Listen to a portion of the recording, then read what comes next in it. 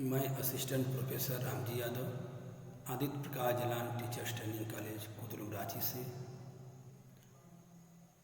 कोविड-19 यानी corona virus के इस महामारी से संघर्ष करते हुए मुझे आशा और विश्वास है कि आप लोग अच्छे ही होंगे। जैसा कि मैंने आप लोगों को ऑनलाइन क्लासें लेकर के इस चीज़ को बहुत ही क्लियर कर चुका हूँ कि पाठ्यक्रम के जो आज मैं कोर्स 8 लेकर आप लोगों के समक्ष उपस्थित हूँ। जब मैंने कभी भी पाठ्यक्रम की बातें करते हैं तो आज मैंने पाठ्यक्रम के लक्ष्य की बातें आप लोगों के समक्ष लेकर उपस्थित हूँ। ऑनलाइन में भी इसको मैंने विस्तार से इस पर चर्चा की है। फिर भी मैं आज जब मैं पाठ्यक्रम के लक्ष्य की बातें करते हैं तो कभी भी हर समाज, राष्ट्र, राज्य अथवा राज्य की जो अपनी मान्यताएं होती हैं, प्रत्येक राज्य समाज की अपनी अपनी मान्यताएं होती हैं, उसकी विश्वास होते हैं, राज्य और समाज के विश्वास होते हैं और उसी क्रम में उसकी जो आदर्श मूल्य होते हैं। हर व्यक्ति, हर समाज, हर राज्य, हर राष्ट्र के अपने अपने आदर्श मूल्य होते हैं और उसकी आवश्यकताएं भी होती हैं। जैसे व्यक्ति की आवश्यकताएं होती हैं उसी तरह समाज की हर व्यक्तियों की अपनी अपनी आवश्यकताएं और मूल्य होती हैं। वह इनकी पूर्ति के लिए शिक्षा का विधान करता है। कोई भी व्यक्ति समाज और राष्ट्र की पूर्ति के लिए, राज्य की पूर्ति के लिए शिक्षा का विधान करता है और शिक्षा के उद्देश्य वह निश्चित भी करता है। जब मैंने शिक्षा के उद्देश्य की बातें करती है तो एक बात मुझे याद आती है कि आप लोग बीएड कर रहे हैं, आपका उद्देश्य क्या है? शिक्षा का उद्देश्य क्या है? वैज्ञानिकों ने कहा कि शिक्षा का उद्देश्य जीविकोपार्जन है, लेकिन कुछ समय बाद जीविकोपार्जन हटाकर कहा गया शिक्षा का मूल उद्देश्य ज्ञानोपार्जन है, ज्ञान प्राप्त करना है। जब भी मैंने शिक्षा के उद्देश्य निश्चित करते हैं और कहते भी हैं,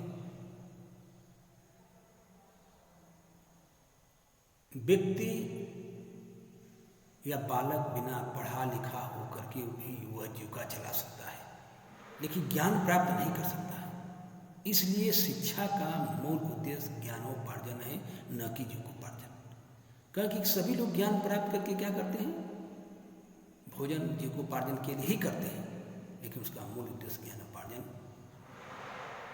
माना जाता है।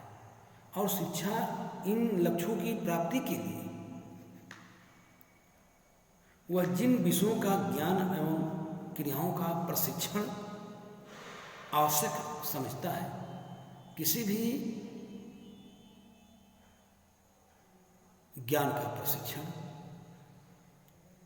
आवश्यक है, क्रियाओं का प्रशिक्षण आवश्यक है, उन्हें पाठ्यक्रम में स्थान दिया जाता है। और पाठ्यक्रम के जब हम लक्ष्य के लिए समाज के द्वारा निश्चित शिक्षा के लक्ष्यों वो प्राप्त होना चाहिए कि जो शिक्षा के लक्ष्यों प्राप्त होते हैं, इनके साथ साथ पाठ्यक्रम के भी कुछ अन्य लक्ष्य भी हैं जो भी आपके सामने रखकर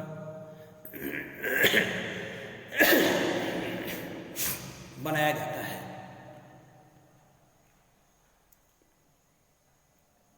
उदाहरण तौर पर अगर हम ले रहे हैं तो पाठ्यक्रम में जो निहित विभिन्न विषयों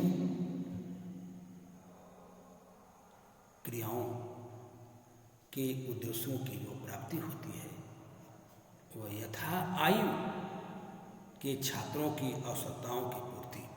मतलब कि जब शिक्षा के लक्ष्य को हम निर्धारित करते हैं, पाठ्यक्रम में उसको रखते हैं, तो बालक के आयु स्तर को देखते हुए पाठ्यक्रम में उसके उद्देश्य रखने चाहिए। और किसी स्तर विशेष की शिक्षा का जो स्तर समान बनाया, कहा भी बनाए रखना, शिक्षा की प्रक्रिया को व्यवस्थित रूप देना है। पाठ्यक्रम में शिक्षा की प्रक्रिया को व्यवस्थित रूप देना पाठ्यक्रम में, और शक्ति की बचत करना, समय और शक्ति की बचत करना। पाठ्यक्रम में ये सब चीज़ें रखे हुए उसके लक्ष्य का निर्धारण किया जाता है। और पाठ्य पुस्तकों, टेक्स्ट बुक की जब बातें आती हैं, टेक्स्ट बुक के निर्माण में सहायक होना और शिक्षण प्रशिक्षण के बाद छात्रों के मूल्यांकन के लिए आधार प्रस्तुत करना है।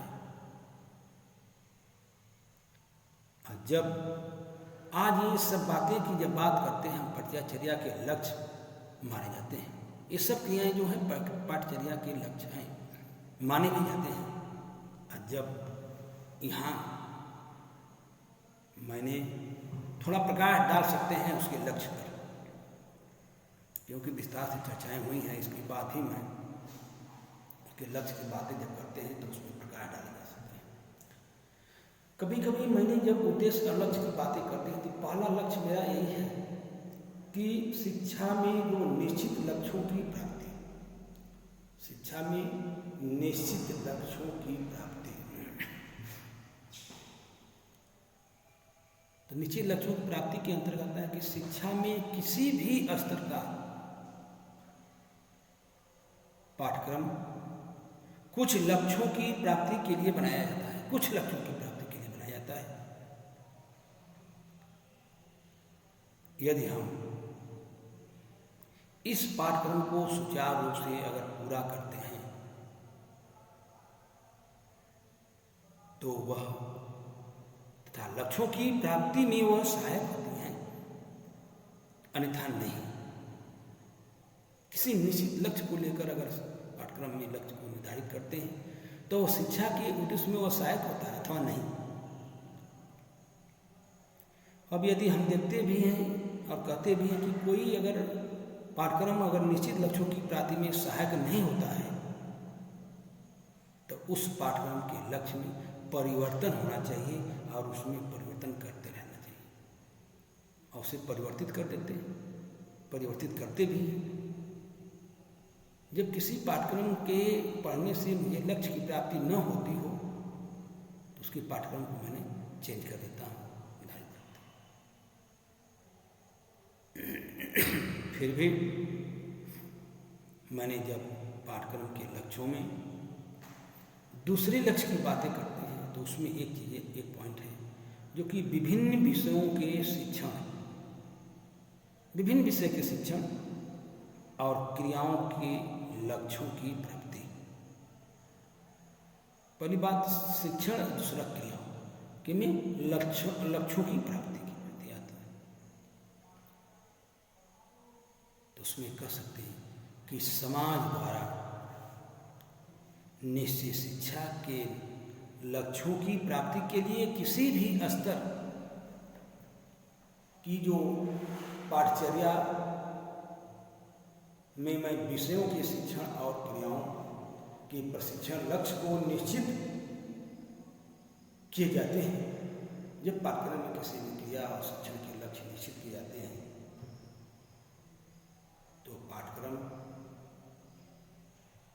कुछ इस रूप में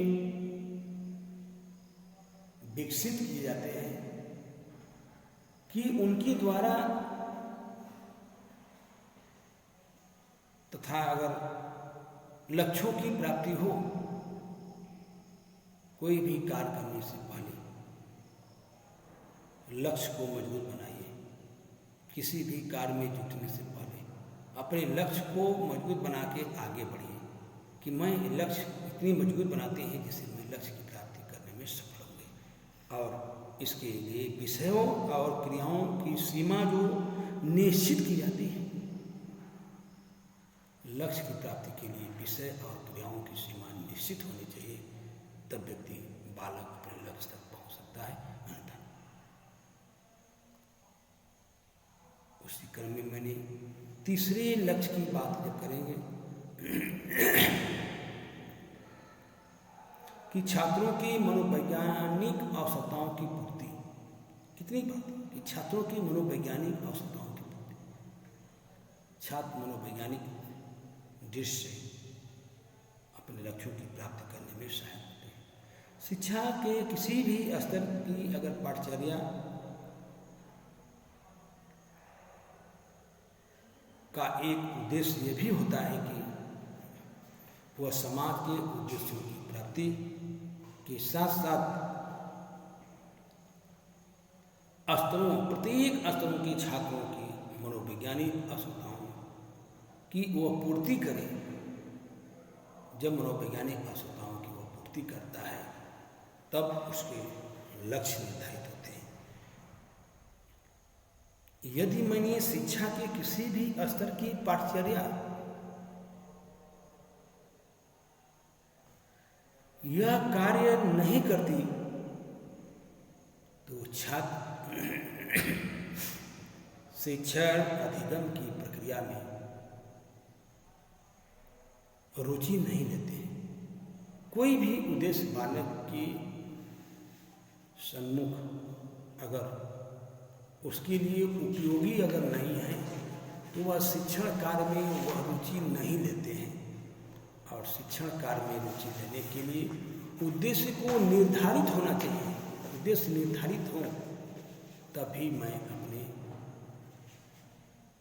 पाठ्यक्रम में किसी भी उद्देश्य को सम्मिलित कर सकते हैं, अन्यथा नहीं कर सकते।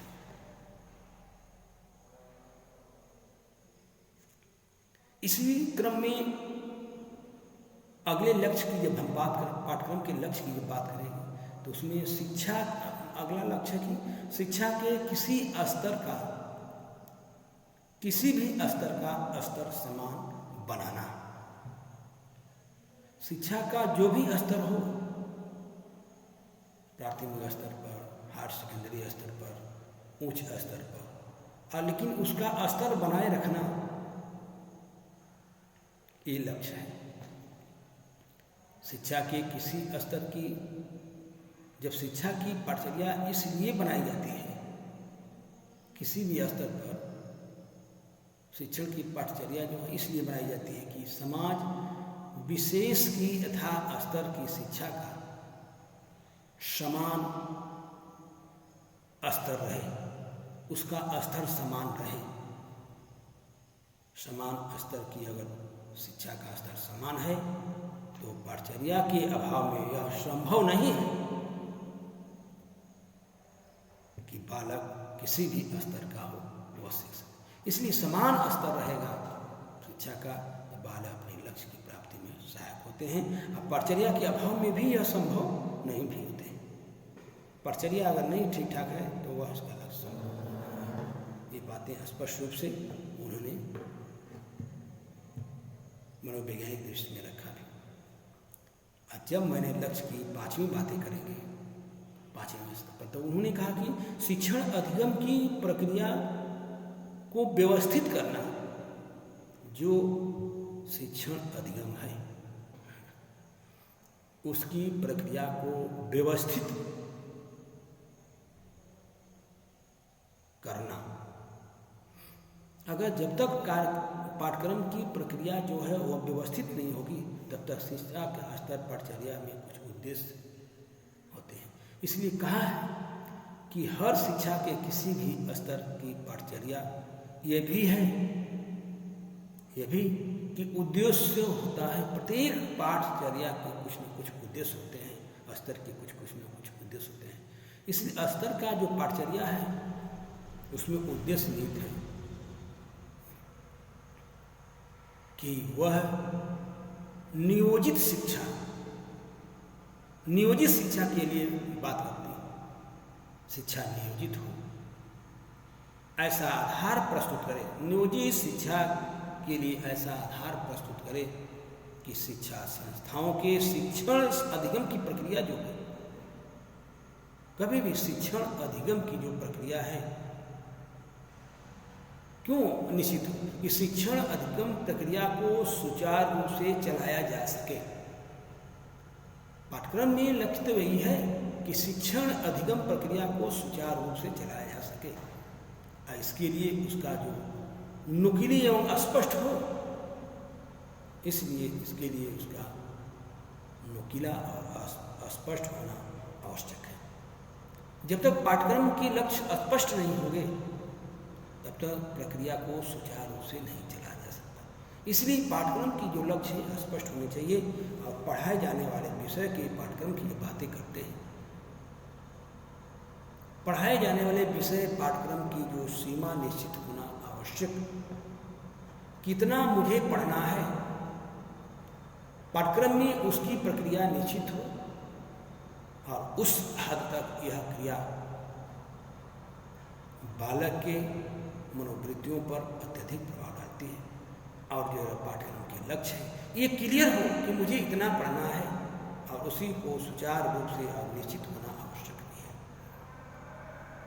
और जब क्रियाओं के स्वरूप की हम बातें करते हैं तो क्रियाओं का स्वरूप निश्चित होना चाहिए। मुझे क्या कार्य करना है उसका स्वरूप निश्चित होना चाहिए। अतः पाठ्यक्रम में ये जो विशेषताएं होनी आवश्यक है। अगर पाठ्यक्रम में ये सब विशेषताएं नहीं हैं तो पाठ्यक्रम के लक्ष्य प्राप्त नहीं हो सकते। इसी समय उसने स्पष्ट रूप से कहा कि शिक्षा अधिगम प्रक्रिया को व्यवस्थित रूप देने के बाद उसने अगले पॉइंट में रखा समय। अगला पॉइंट था उसके लक्ष्य, समय शक्ति के सदुपयोग का मार्ग प्रशस्त करना। समय और शक्ति दो चीजें हैं और उसके मार्ग को प्रशस्त करना पाठ्यक्रम के लक्ष्य के अंतर्गत है। इस लक्ष्य की प्राप्ति के लिए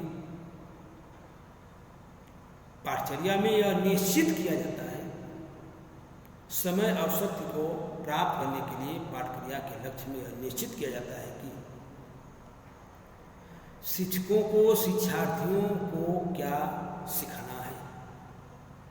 यह निश्चित किया जाता है कि शिक्षकों को शिक्षार्थियों को क्या सिखाया जाता है, समय और शक्ति के अनुसार क्या सिखाना है और किस रूप में सिखाना है, क्या सिखाना है और किस रूप में सिखाना है। तब मैंने पाठ्यक्रम के लक्ष्य को प्राप्त कर सकते हैं, अपने लक्ष्य तक पहुंच सकते हैं।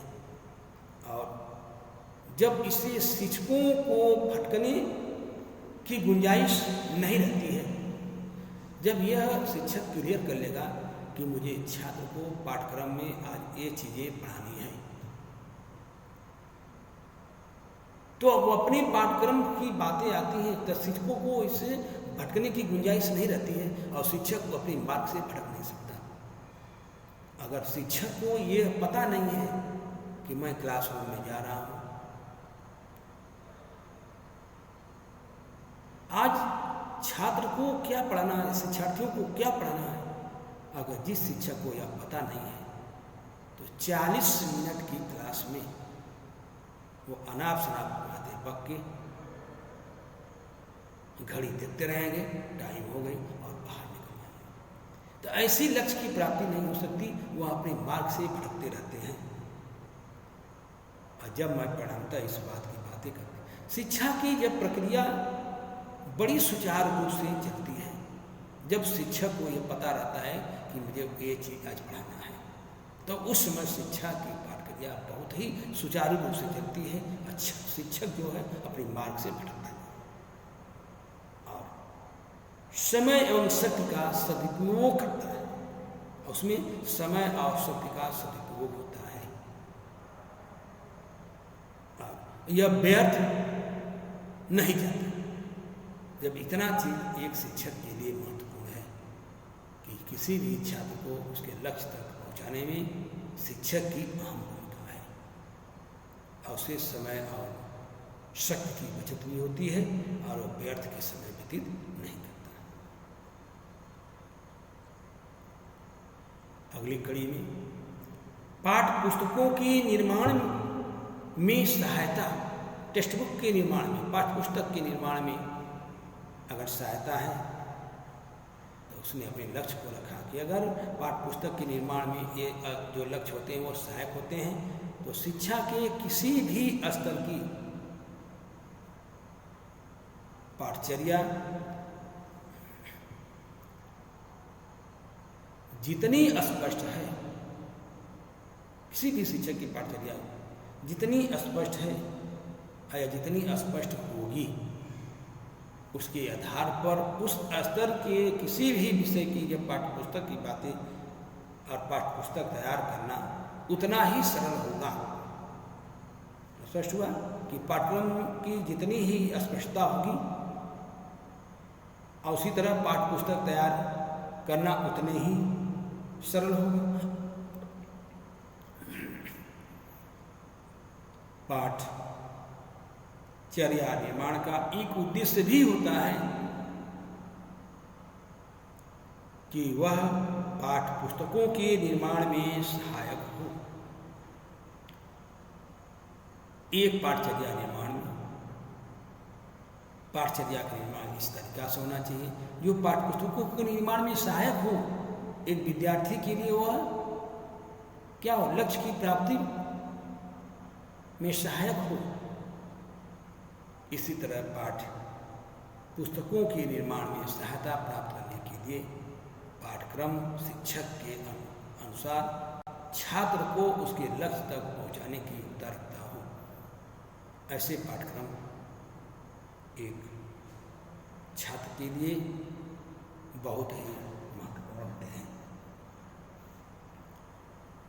और अगला पॉइंट, मूल्यांकन में सहायता। क्या पाठ्यक्रम लक्ष्य जो है वो मूल्यांकन में सहायता भी प्राप्त करता है? इसी की प्राप्ति के लिए, मूल्यांकन में सहायता प्राप्त करने के लिए पाठचर्या में शिक्षा के किस उद्देश्य की इससे प्राप्ति के लिए किसी भी विषय के कौन से प्रकरण पर कितना बल होगा, तो किसी भी मूल्यांकन की बातें हम करते हैं तो सिर्फ शिक्षक छात्र का मूल्यांकन नहीं, उसके साथ साथ शिक्षक का भी मूल्यांकन है। इससे होता ना कि शिक्षक द्वारा छात्र का मूल्यांकन और छात्र द्वारा शिक्षक का मूल्यांकन।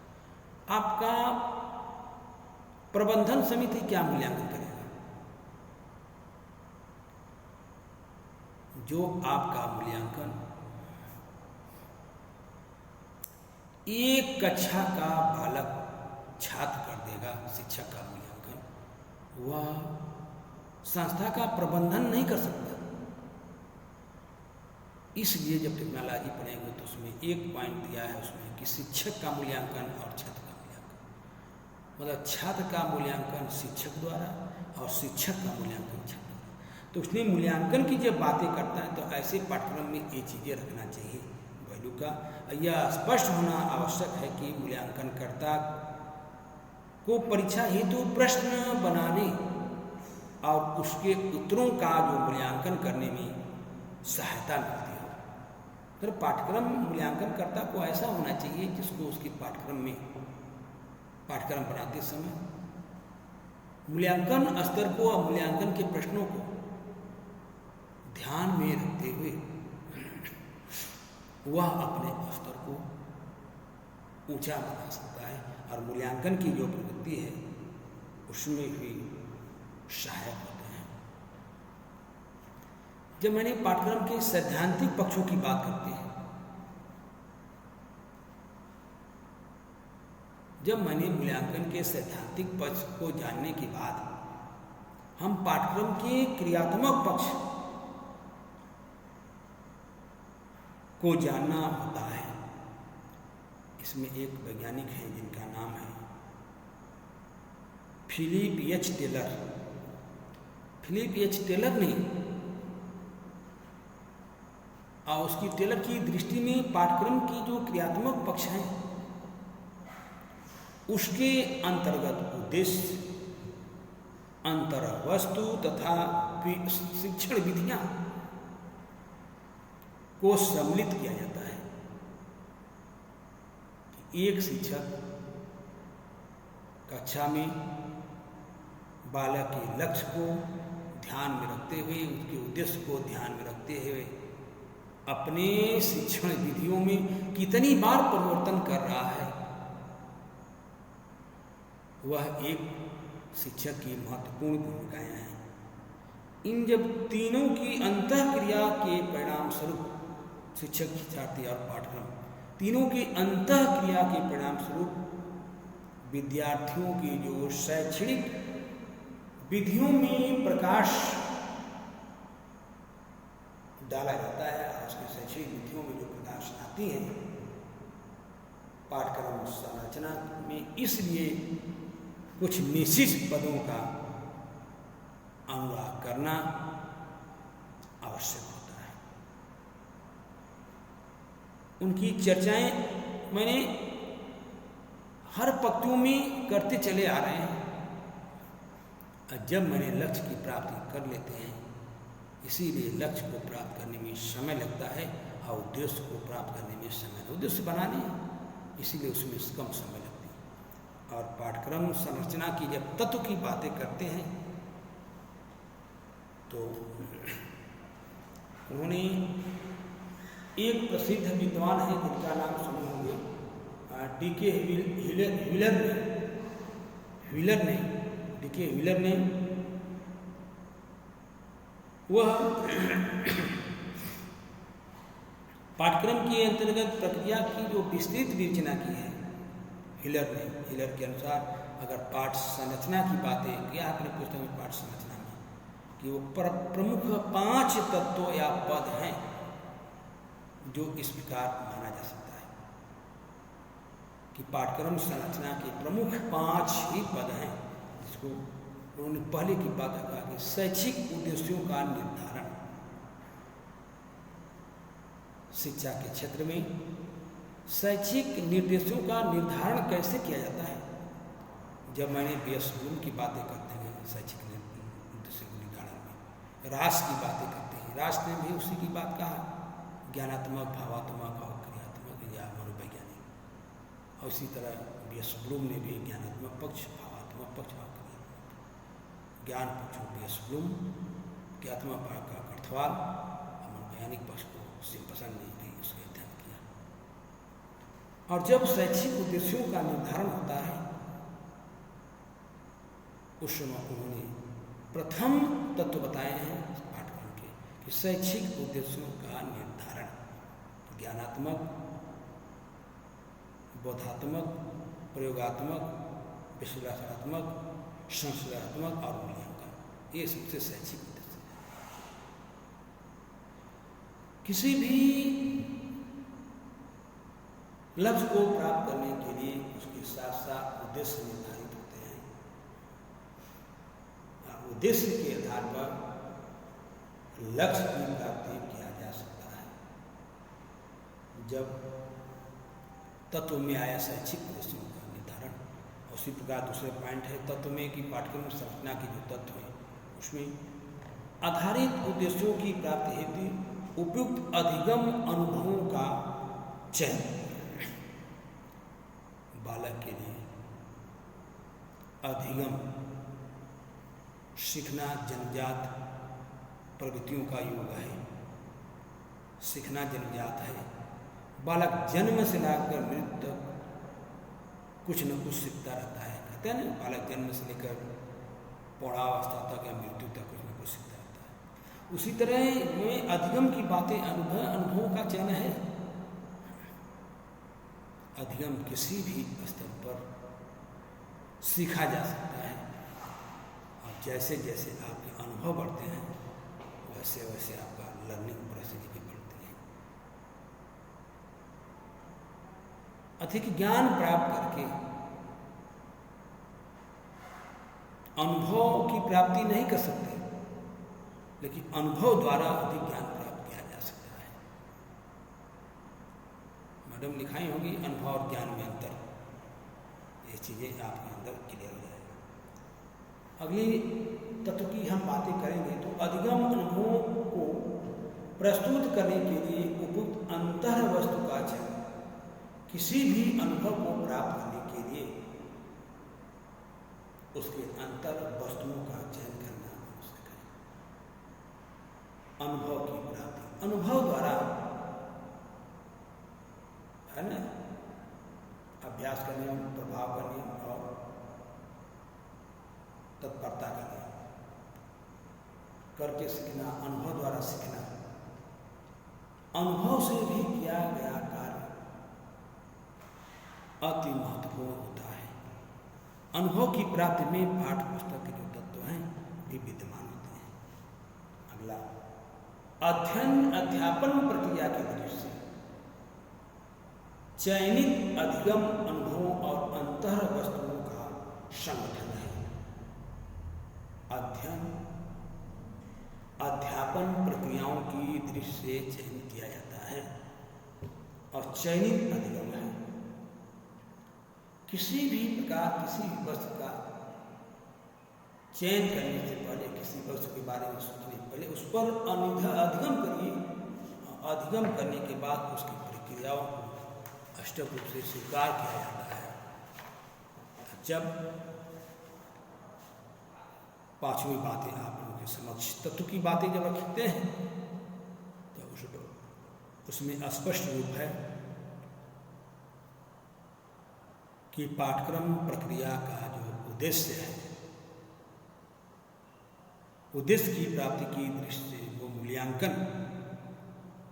मूल्यांकन उसी प्रकार होना चाहिए जिस प्रकार पाठ्यक्रम के उद्देश्य की प्राप्ति किया जाता है। आज जब भी मैंने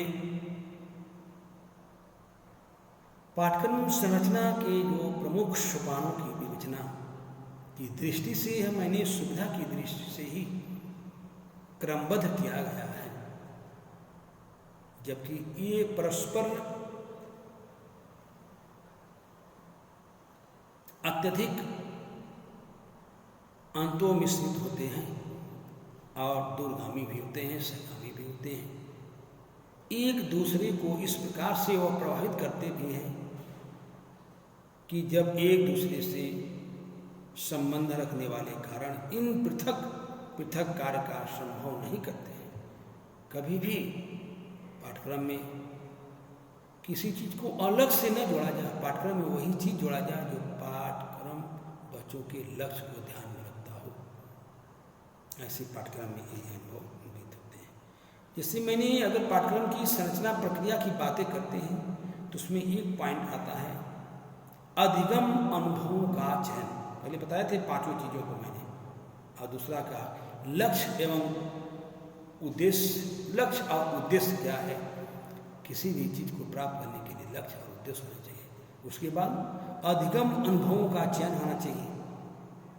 फिर उसने तत्व में रखा कि अंतः वस्तुओं का चयन, फिर रखा अधिगम अनुभवों एवं अंतर संगठन का संगठन है। अब पांचवा रखा कि मूल्यांकन, मतलब कि संपूर्ण प्रक्रिया का उद्देश्य की प्राप्ति की दृष्टि से उसका मूल्यांकन होना चाहिए। मूल्यांकन इसलिए कि जो मैंने तत्व रखा है वह बालक के उद्देश्य की प्राप्ति कर रहा है कि नहीं कर रहा है। इसी चीज को तो रखना यहाँ पर, तो इसीलिए उसके उद्देश्य में लक्ष्य की प्राप्ति के लिए मूल्यांकन होना चाहिए। और जब ऐसी बातें आती हैं तो वो चीज़ें स्पष्ट हो जाती हैं। इसी क्रम में उद्देश्यों के निर्धारण की जो आवश्यकता है उसमें एलिस और चेस्टरक्रैन जब बातें आती हैं पूर्व काल की बातें जब आती हैं, पूर्व काल में जैसा कि हम अध्ययन कर चुके हैं, पूर्व काल की जब बातें आती हैं, पूर्व काल में मैंने अध्ययन कर चुके हैं कि पाठ्यक्रम का क्षेत्र अत्यंत सीमित था। पाठ्यक्रम का क्षेत्र क्या था? अत्यंत सीमित था।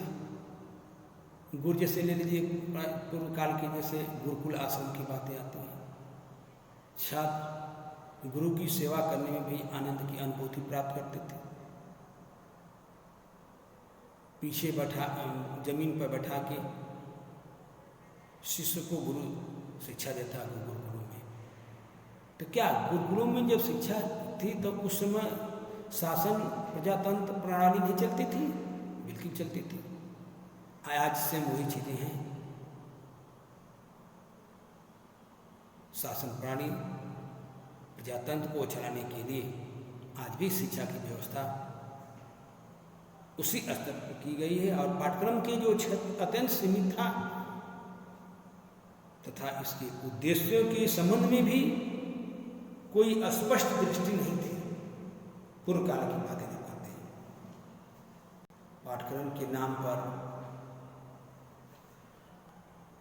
के नाम पर जो विद्यार्थी कुछ संग्रहित अंतर वस्तु का अध्ययन ऐसे लक्ष्यों की प्राप्ति के लिए करते थे जो प्रायः अस्पष्ट होते थे। लक्ष्य की प्राप्ति के लिए वो करते थे जो प्रायः अस्पष्ट होते थे, अस्पष्ट होते थे, उनकी ही लक्ष्य प्राप्ति के लिए कार्य किए जाते थे। परंतु वर्तमान समय में जब पाठ्यक्रम की प्रभावकता की दृष्टि के उसके उद्देश्यों को स्पष्ट रूप से निर्धारित करना आवश्यक माना जाता है और पाठ्यक्रम के उद्देश्यों के जब महत्व को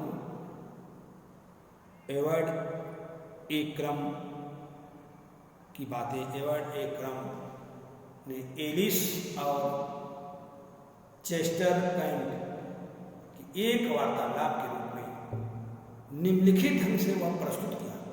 और एलिस ने एक बातें रखा कि क्या आप कृपया बताएंगे कि मुझे यहाँ से किस दिशा में जाना चाहिए? चेस्टर कैंट ने कहा यह तो इस बात पर निर्भर करता है कि आप जाना कहाँ चाहते हैं। कितनी अच्छी बात है, आप जाना कहाँ चाहते हैं। भाई हम कैसे आपको बताएंगे कि आप किस दिशा में जाना चाहते हैं।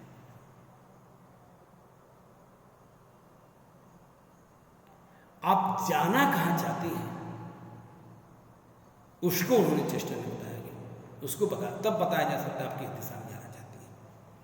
और जब एलिस ने दूसरी बात कहा कि एक विषय में मुझे विशेष चिंता नहीं है, उसने कहा कि इस विषय में मुझे विशेष चिंता नहीं है, तो उसने चेस्टर कैंट ने कहा तब इस बात से भी कोई अंतर नहीं पड़ेगा कि आपको किस दिशा में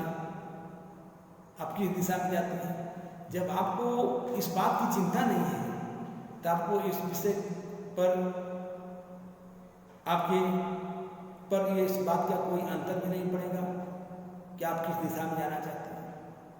तब एलिस ने एक बात और कहा, बस कहीं ना कहीं तो पहुंचना ही है। शिक्षा का लक्ष्य है, कहीं ना कहीं पहुंचना तो है। तब चेस्टर कैंट ने बोला यदि आप काफी देर चले तो अवश्य ही कहीं न कहीं पहुंच जाएंगी। काफी देर तक अगर चलते हैं तो आपको कहीं न कहीं पहुंचने की संभावनाएं चयनित होती हैं, स्पष्ट होती हैं। और जब इसी बातें करके उसने अपनी आवश्यकताओं और महत्व का निर्धारण किया और इसी क्रम में मैंने पाठ्यक्रम के लक्ष्य क्या है, उसकी प्रक्रिया क्या है, उद्देश्य निर्धारण के जो 5 तत्व थे उसको भी स्पष्ट किया और उसके महत्व और आवश्यकताओं को स्पष्ट करते हुए मैंने बहुत ही विस्तार से बता दिया कि वास्तव में पाठ्यक्रम के लक्ष्य क्या क्या होने चाहिए। और जब मैंने किसी भी पाठ को प्रारंभ करने से पहले वही चीज निश्चित करना है जो मैंने बता चुका हूं कि पाठ्यक्रम के लिए एक निश्चित लक्ष्य और उद्देश्य की प्राप्ति होती है। आज मैं यहीं पर अपनी वाणी को विराम ले रहा हूँ। नेक्स्ट दिन मैं अगली वीडियो में लेकर आप लोगों के समक्ष दूसरी टॉपिक को लेकर उपस्थित होंगे। तब तक के लिए बहुत बहुत आप लोगों को धन्यवाद। साधुवाद। भारत माता की जय।